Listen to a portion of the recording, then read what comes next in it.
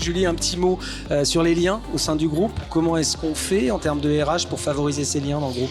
On essaye vraiment de créer, de s'axer autour du bien-être du collaborateur et donc du coup, par tout un tas d'événements. Donc on essaye de faire, par exemple, on fait des arbres de Noël, on va faire des repas entre services, des apéros.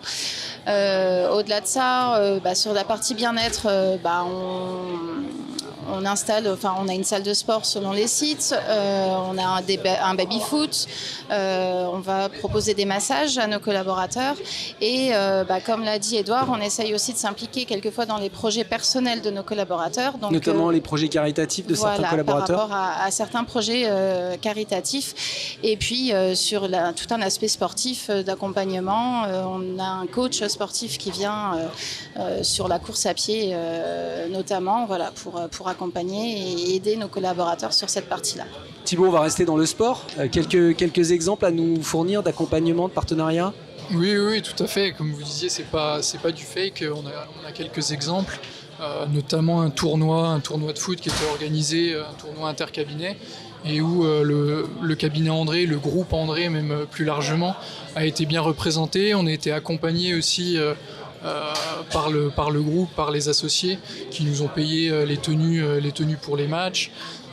Donc c'est ce qui tend à resserrer les liens entre les équipes et faire en sorte qu'on arrive à bien tous travailler ensemble, c'est-à-dire qu'on arrive à se connaître aussi un petit peu dans la vie à côté. Il y a aussi, donc comme vous le disiez, des projets caritatifs qui ont été accompagnés. C'est toujours bien quand on a des projets comme ça aussi, à minima de se sentir écouté et de se sentir accompagné, effectivement. Bon, alors Edouard, on a beaucoup parlé d'immatériel, là on est dans l'idée, dans le concept, dans la vie réelle. Est-ce que je vais par exemple être bien assis au travail ? Est-ce qu'on est attentif à ça aussi ? Oui, on veille vraiment à avoir un climat, une atmosphère de travail la plus efficiente et la plus agréable possible. On travaille avec des architectes sur le mobilier intérieur. C'est pour ça qu'on a mis en place dernièrement des bureaux qui se lèvent pour avoir des postures différentes dans la journée, travailler debout, travailler assis. On a également des chaises qui permettent d'avoir une posture droite pour éviter les problèmes de dos parce qu'on est souvent derrière notre ordinateur. On a même des ballons sur lesquels on peut s'asseoir pour travailler. Donc clairement, on travaille sur tout un tas d'éléments de sorte à ce que les collaborateurs soient très très bien équipés dans leur entourage. Bon, et puis Adèle, la crise de la Covid est passée par là, on a de nouvelles conditions de travail, du télétravail, etc. Je pense que forcément vous avez été impacté. Qu'est-ce que vous avez mis en place dans ce cadre-là ?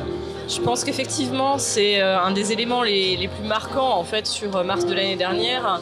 C'est que cette crise elle nous a un peu pris au dépourvu.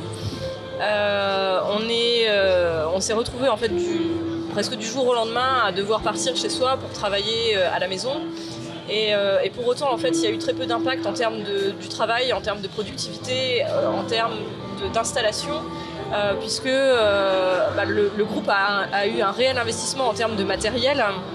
Ce qui fait que les collaborateurs ont pu partir avec leurs ordinateurs, avec un double écran, ce qui est quand même un énorme confort dans nos professions.